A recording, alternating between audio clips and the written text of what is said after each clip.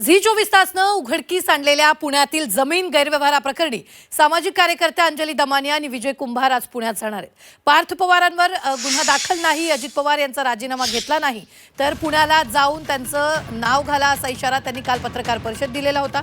पत्रकार परिषद घेऊन त्यांनी पार्थ पवारांवर गंभीर आरोप केले होते। त्यामुळे आज दमानिया आणि विजय कुंभार पुण्यात जाऊन याबाबत पोलिसात तक्रार दाखल करणार आहेत।